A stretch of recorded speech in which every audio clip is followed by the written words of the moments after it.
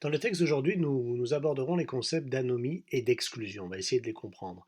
Alors, avant de débuter, je voudrais juste vous rappeler la structure générale du cours. On arrive au bout, là, on est en haut de la pyramide. Donc, on a vu en premier lieu le domaine des représentations, comment on se perçoit en tant qu'individu et comment on perçoit l'environnement social dans lequel on évolue en tant que communauté ou en tant que société.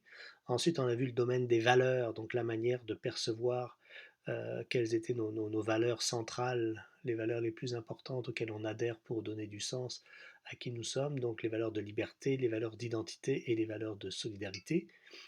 Ensuite, au-delà de ça, on est allé au domaine des institutions, donc des structures créées, inventées par les humains pour réglementer leurs rapports les uns avec les autres, donc que ce soit le marché quand on échange des choses, la culture dans la manière de se définir et l'État pour gérer notre société et pour nous gouverner. Donc là maintenant on est dans la dernière strate, celle des problèmes sociaux et des dynamiques d'adaptation. Donc comment on fait face à différentes problématiques en tant que société et comment à partir de notre compréhension de ces problématiques, en utilisant les concepts comme des clés d'analyse de la réalité, on peut s'adapter pour faire face et cheminer vers une meilleure société et de meilleurs individus pour évoluer dans ces types de sociétés. Donc on a déjà vu les concepts de socialisation et d'intégration en termes d'intériorisation des normes et d'intériorisation des règles de vie en société. On va voir les problématiques de l'anomie et de l'exclusion aujourd'hui. Donc on en est sur le deuxième pôle à droite du triangle en haut et on finira la semaine prochaine par les notions de changement et d'engagement pour voir positivement comment on améliore cette situation. Donc là, on est plus dans une logique de problématique sociale en termes d'anomie et d'exclusion. Donc je vous avais donné à lire un texte pour cette séance-ci, le texte de Paul Clich, Réflexion sur les concepts de pauvreté et de développement. Je vous avais juste donné la portion qui portait sur le concept de pauvreté, qui est assez intéressante en fait à creuser pour comprendre justement la dynamique d'exclusion.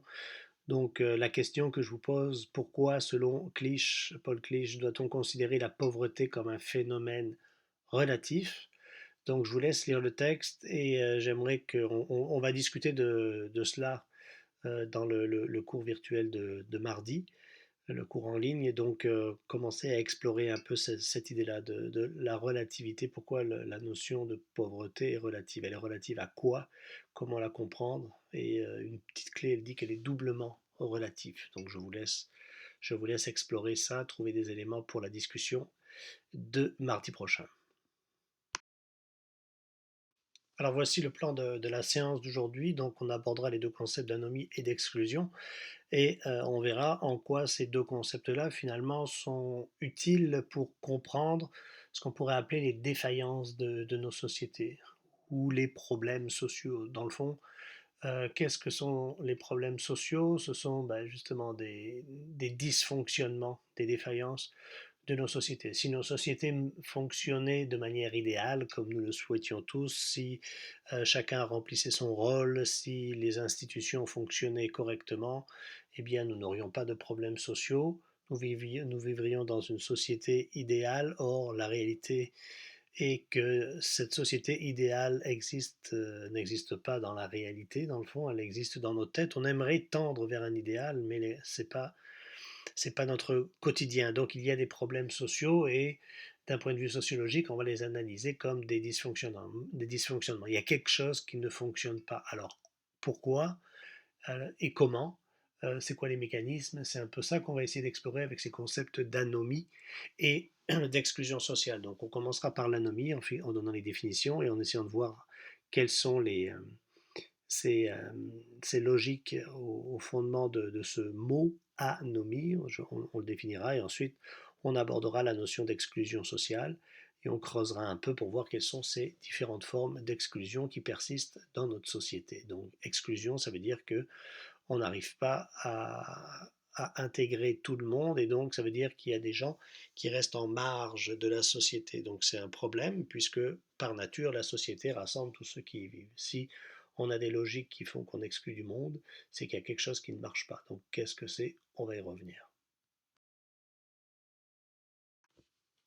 Donc l'existence des problèmes sociaux est un peu finalement une des raisons essentielles pour lesquelles on a inventé la sociologie en tant que science sociale d'une certaine manière pour mieux comprendre la société et la vie en société, puisque les problèmes sociaux, comme je l'ai dit précédemment, soulignent les défaillances du fonctionnement de la société. Ça veut dire qu'il y a des choses qui ne marchent pas. Donc si on analyse comme une espèce de machine, de mécanisme, le fonctionnement social, on va essayer de voir en quoi les rouages peuvent ne pas fonctionner. Donc pourquoi il y a de la délinquance, par exemple, pourquoi il y a de la marginalité, donc des gens qui sont exclus, pourquoi même on peut en aboutir au suicide comme forme de finalement de fuite par rapport à la société, et donc une manière extrême de résoudre le mal-être des individus.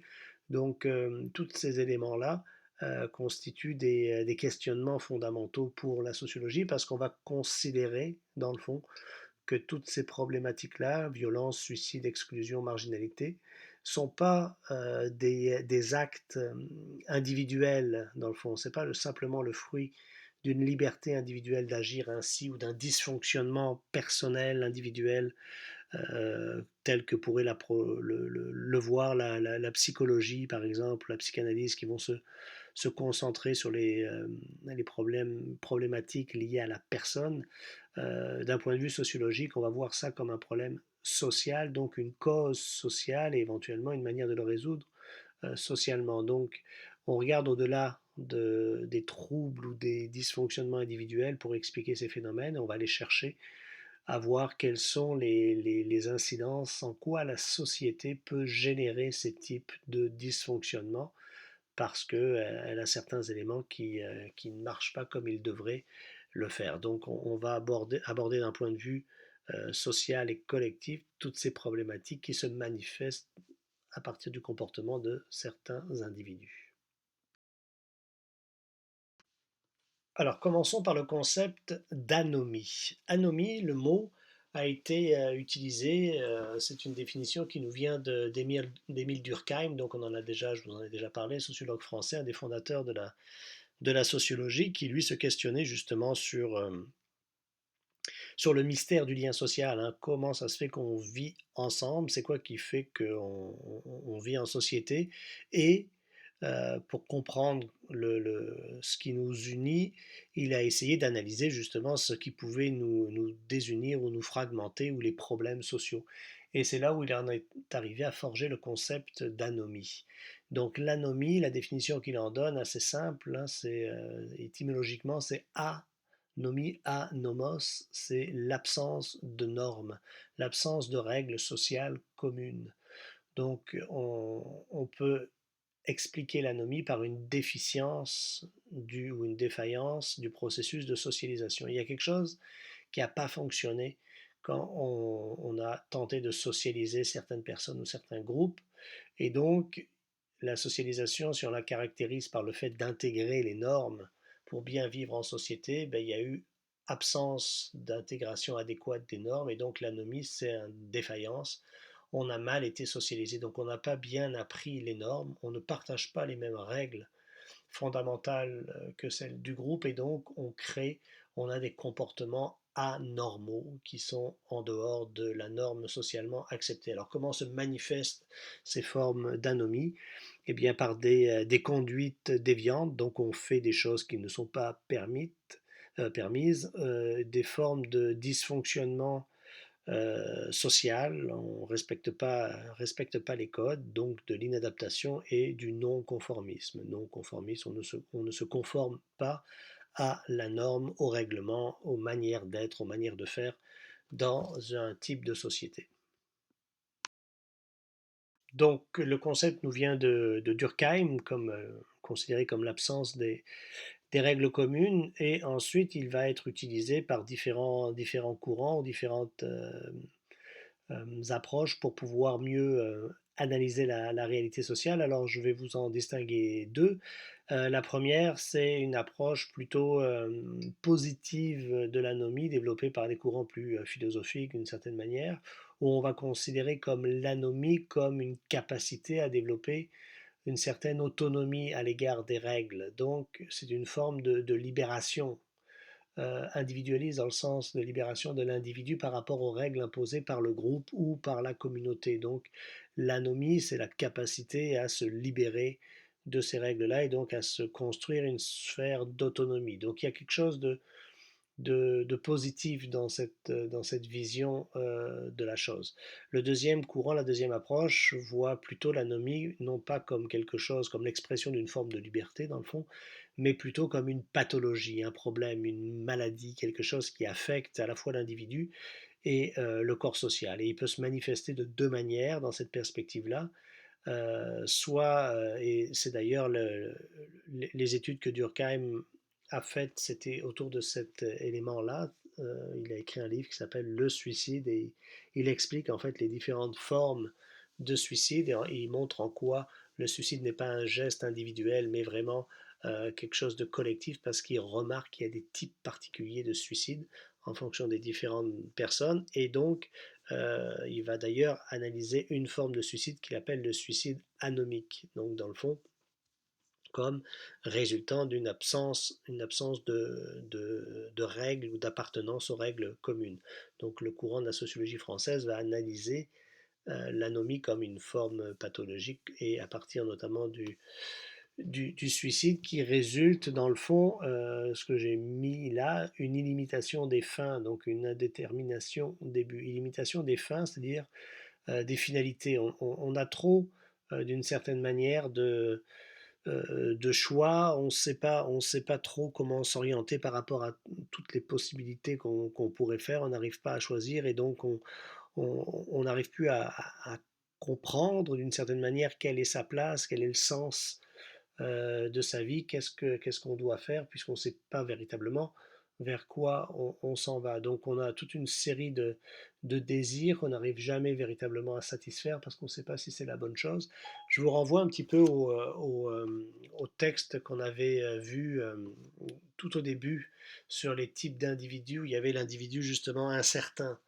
Hein, cet individu incertain, ben, il peut développer une forme de suicide anomique ou il peut développer un trouble lié à ça, puisque justement, cette incertitude, de ne pas savoir où aller, quel sens donner, cette illimitation des fins peut générer chez lui une certaine forme de frustration qui finalement, à force de plus trop savoir où s'en aller, ben, dans le fond, la fuite ultime demeure ou aboutit à ce suicide. Donc on ne trouve pas sa place, dans le fond, dans la société. La deuxième explication qu'on voit, c'est plus le courant de la sociologie américaine qui va voir l'anomie comme une forme de déviance. Dans le fond, c'est la personne qui justement n'intègre pas les valeurs normales, les valeurs fondamentales, les règles imposées du groupe, va s'adapter en développant ses propres règles marginales, illicites, en dehors des règles légalement même ou socialement acceptées, et donc va développer finalement une forme de déviance, donc une forme de criminalité, va s'installer dans une logique, il va se créer un monde de règles parallèles. Donc, dans ce cas-ci, c'est pas tant de ne pas savoir quoi faire, donc une limitation des finalités, là, mais c'est plutôt une limitation des moyens. J'ai pas accès à tout ce que j'aimerais avoir, et donc, comme j'ai pas accès à tout ça parce que j'ai pas intégré, en fait, j'ai eu un déficit de socialisation, eh bien, je vais me créer mon propre monde en dehors de ça pour y accéder de manière illégale. Je suis pas riche, ben j'arrive pas à trouver un travail parce que j'ai pas réussi à l'école, parce que j'ai pas eu les diplômes, parce que je trouve pas tout ce qu'il faut pour être socialement accepté. Eh bien, je vais m'enrichir de manière différente par différents types de chemins qui sont pas légaux, dont je vais faire toutes sortes de trafics pour aboutir à ça. Donc, c'est une forme d'adaptation illégale, illicite à la société, on se développe en marge, donc c'est toute la logique de la criminalité. Donc il y a une forme de détermination sociale et culturelle à ce penchant vers la criminalité parce que justement, on a, on n'a pas été véritablement bien socialisé pour fonctionner, donc on s'est développé une forme de socialisation parallèle, si on veut. Alors, voici un beau petit schéma pour expliquer tout cela. Donc en bas, les individus qui ont des désirs ou qui appartiennent à une culture ou une sous-culture particulière. Donc si on prend la voie de gauche, donc la voie des désirs, ce que je vous disais tout à l'heure de la sociologie à la française, donc les désirs nous donnent toutes sortes de possibilités, on voit beaucoup d'opportunités, la société on désire plein de choses, donc le potentiel est énorme, mais on ne sait pas comment saisir quelle opportunité que nous offre la société, où aller, on n'arrive pas à faire le choix finalement. Et devant cette multiplication des choix, comme on n'arrive pas à savoir quoi choisir, on commence une chose, on va finir pas, on en commence une autre, on essaie ça, est-ce que c'est le bon choix, est-ce que c'est pas le bon choix, on aboutit à une série finalement de frustrations parce qu'on ne sait jamais si on fait véritablement le bon choix, trop de liberté si on veut, trop de choix, et donc face à ça, la logique, ben, c'est donc c'est plus quoi faire, et donc c'est cette somme de frustration conduit au suicide. C'est une première forme d'explication. Si on prend la branche de droite, plutôt développée par la sociologie américaine. Donc on appartient à une culture particulière ou une sous-culture particulière de par mon origine sociale, culturelle, le quartier où j'habite, en tout cas. Donc de par notre appartenance à ce groupe et à cette culture, les voies de la réussite nous sont fermées. On ne correspond pas à ce que la société attend parce qu'on n'a pas la bonne identité culturelle, si on ne vient pas du bon milieu social. Et donc on n'arrivera pas à franchir les voies de la réussite, on n'arrivera pas à accéder aux grandes écoles, on n'arrivera pas à avoir un bon travail, on n'arrivera pas à acheter une belle maison dans un bon quartier, en tout cas on n'arrivera pas à franchir ces portes-là. Donc la voie de l'adaptation par rapport à ça, eh ben, c'est de se développer un monde parallèle dans lequel on va essayer d'être satisfait, pas de toujours apparaître comme celui qui n'a pas réussi, mais on va développer nos propres codes, notre propre manière de vivre et finalement de prospérer d'une certaine manière, d'être reconnu et pas juste d'être une victime. Et c'est une logique donc déviance, de criminalité, le monde parallèle de la mafia, des gangs de rue. C'est un peu cette image-là qui va être vue. Et tout part finalement au départ d'une défaillance du processus de socialisation qui va affecter l'individu et qui va faire qu'il va choisir une voie ou l'autre en fonction de sa manière de percevoir les opportunités que lui envoie la société et les voies de réussite possibles si elles sont ouvertes ou fermées. Alors comment ce concept-là, cette analyse-là peut se traduire en chiffres pour analyser la réalité sociale québécoise, donc quelques éléments, quelques données en termes de suicide ou en termes de criminalité. Donc en termes de suicide au Québec, plus de 1000 personnes se suicident chaque année. Dans 75% des cas, ce sont des hommes. Depuis près de 20 ans, 25 000 personnes se sont suicidées au Québec. Donc c'est quand même un fort taux. Ça s'est amélioré depuis quelques années, mais ça demeure quand même assez important en termes de phénomène social. Donc, dans le fond, cette forme de... Alors, toutes les suicides ne s'expliquent pas nécessairement par cette forme d'anomie résultante d'une défaillance du processus de socialisation, mais pour certains cas, ça peut fonctionner, et donc il faut le garder en tête pour analyser ce phénomène-là. Le deuxième aspect, qui est celui de la criminalité, donc les chiffres, il y a près de 280 000 infractions au code criminel. Bon, c'est les chiffres de 2015, c'est à peu près autour de ça par année. Alors quels sont les types d'infractions qui sont commises? Des infractions contre la personne, contre la propriété ou autre. Alors ça, c'est la manière dont la police et la justice classent ces types d'infractions en fonction des peines qui sont données, donc contre la personne, des homicides, des agressions, des voies de fait, des enlèvements, des extorsions, des menaces. Ce qu'on voit, c'est que les agressions contre la personne sont en augmentation ces dernières années. Les types d'infractions contre la propriété, c'est les crimes les plus largement commis. En général, c'est là où la criminalité est la plus forte, vol, effraction, incendie, mais c'est en diminution statistiquement. Donc c'est la tendance qui se dégage. Le troisième type de crimes qui sont mesurés dans la société, autres, donc prostitution, détention d'armes, trafic d'armes, fraude ou inconduite. Ça existe aussi, ça reste relativement stable, mais c'est marginal par rapport aux deux autres voies. Donc on voit une diminution des crimes contre la propriété, une augmentation des crimes contre la personne. C'est un peu la logique aussi qui se développe. Alors tout ne s'explique pas nécessairement par l'anomie, mais ça peut être un des facteurs explicatifs.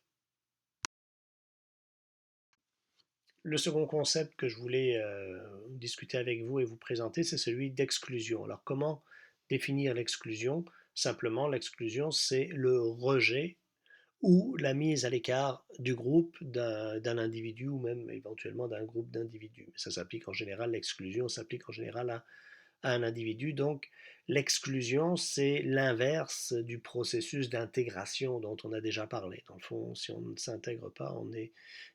Donc il y a un processus d'intégration qui nous permet de faire partie de la société. Il y a aussi un processus d'exclusion qui fait qu'on est exclu alors par son action personnelle, mais aussi par l'exclusion par le groupe. On est exclu de cette société. Donc c'est un phénomène qui existe. Comment il se manifeste?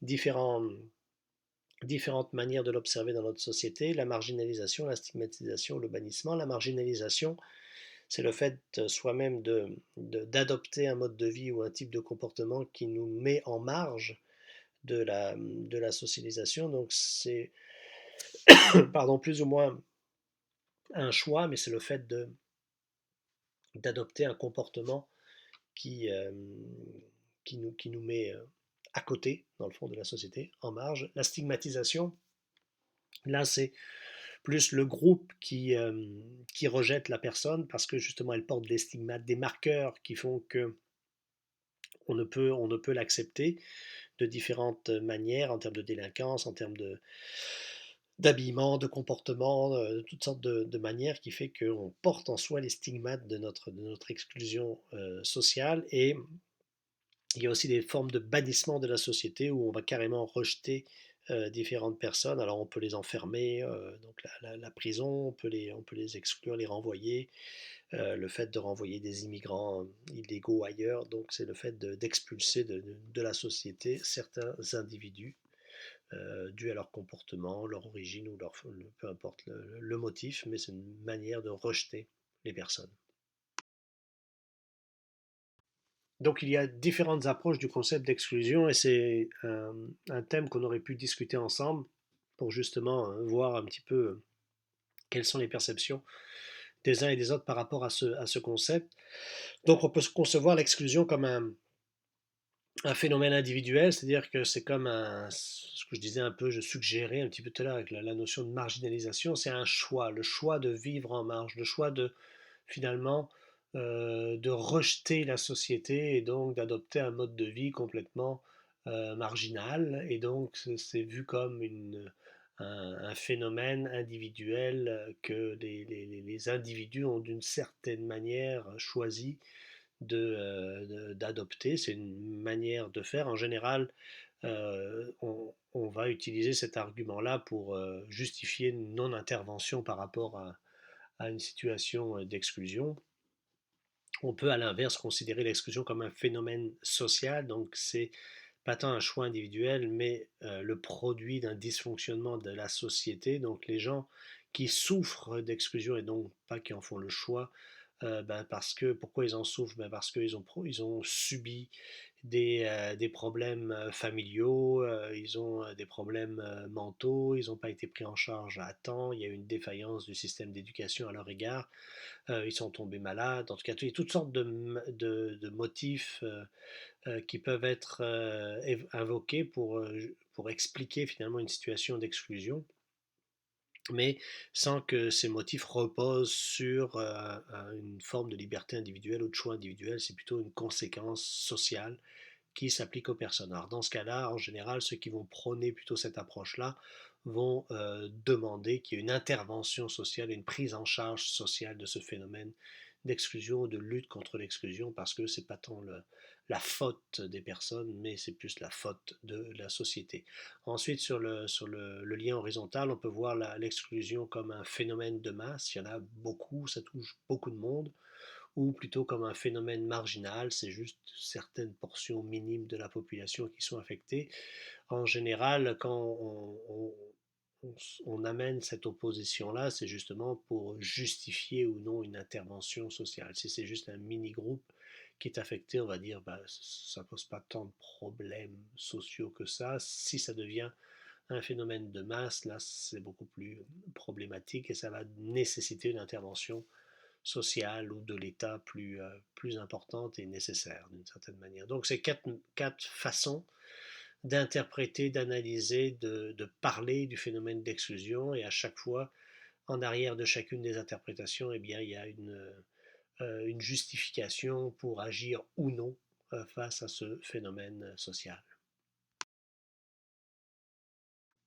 Donc il existe différentes formes d'exclusion dans nos sociétés. Je vous en présenterai trois à chaque fois en l'illustrant par une forme de type idéal de la chose. Donc la première forme d'exclusion, c'est l'exclusion économique.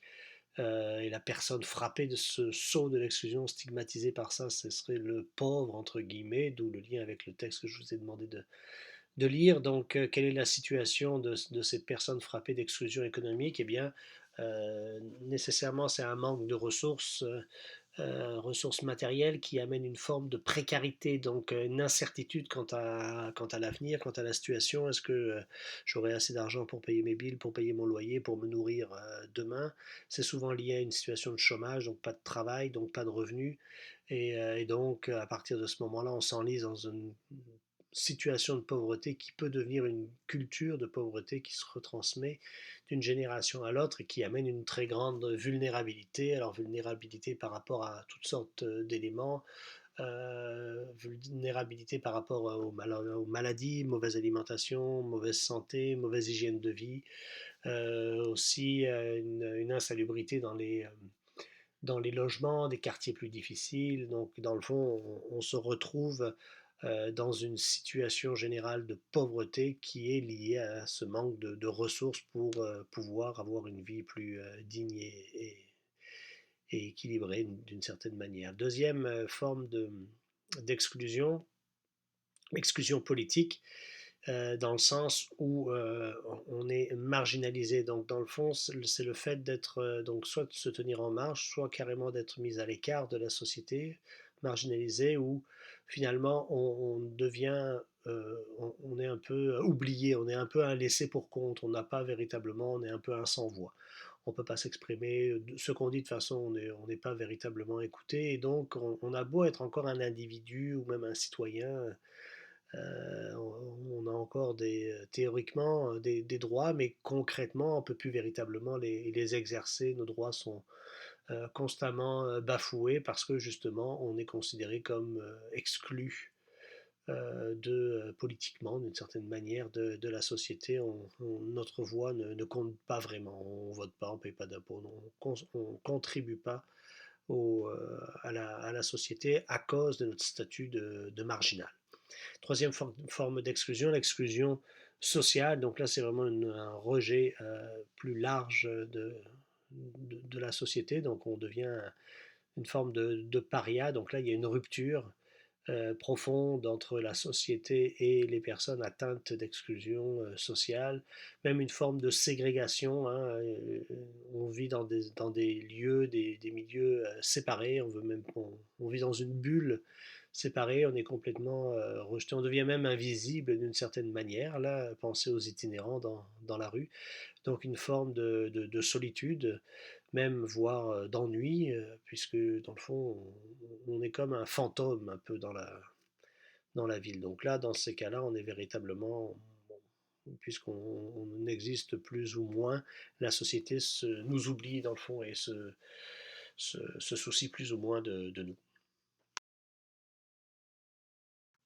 Alors la thématique de l'exclusion sociale amène une certaine réflexion critique autour de la notion d'inégalité. En fait, est-ce qu'il y a véritablement une exclusion sociale? Est-ce que les gens qui subissent ça subissent une exclusion sociale ou c'est juste l'expression d'une certaine forme d'inégalité sociale, le fait qu'on ne traite pas tout le monde de la même manière, parce que ce serait une manière peut-être de régler d'expliquer finalement l'existence de ce problème-là.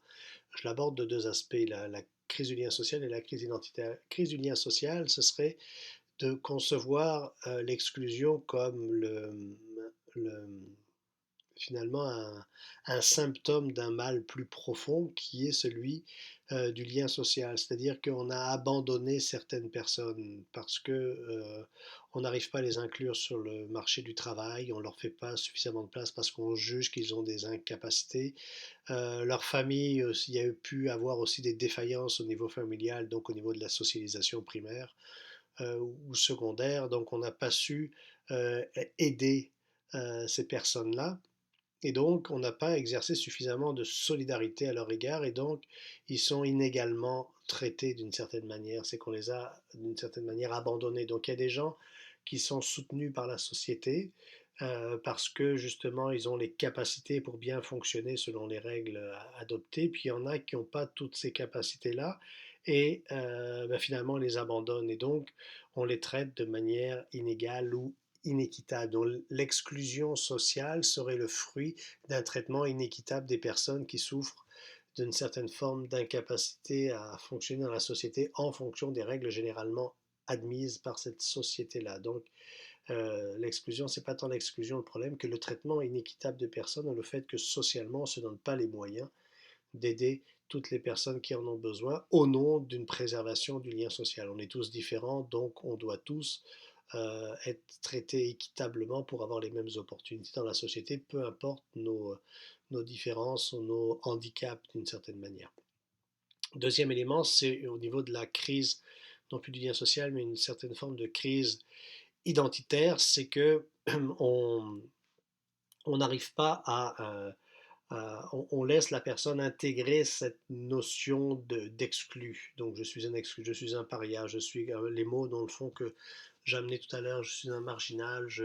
Et donc c'est de nourrir cette identité de finalement de personne qui n'a pas su s'adapter à la situation. À partir du moment où on laisse rentrer que la personne intériorise cette identité négative d'elle-même, on n'arrive pas à justement lui faire une place. Donc les deux vont ensemble. Il faut que la personne puisse se détacher de cette image négative. Il faut rendre sa dignité à la personne, donc lui permettre de se construire une identité plus positive de manière à pouvoir renouer le lien social et finalement, dans une approche plus égalitaire, tendre la main à chaque personne qui en a besoin dans la société pour qu'on puisse fonctionner ensemble en tant que société réellement solidaire où les plus nantis ou ceux qui ont le plus de capacités peuvent aider ceux qui en ont le moins pour pouvoir collectivement fonctionner de manière plus harmonieuse.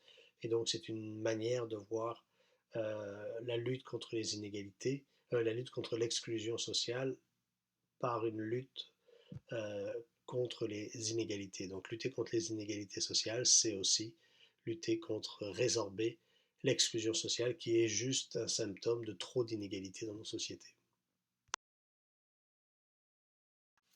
Alors quelques chiffres pour donner un peu une image de l'exclusion sociale au Québec. Euh, donc des chiffres sur la pauvreté et sur l'exclusion. Le seuil de pauvreté euh, au Québec en 2018 à Montréal pour une personne seule, donc c'est le montant d'argent considéré comme la limite en dessous de laquelle vous êtes considéré comme une personne pauvre. Pour une personne vivant seule, c'est un revenu annuel de 18 475 $, donc à moins de 18 000, à moins de ce montant-là. En dessous de ce montant-là, vous êtes considéré comme vivant dans la pauvreté. C'est 26 000 $ pour un couple.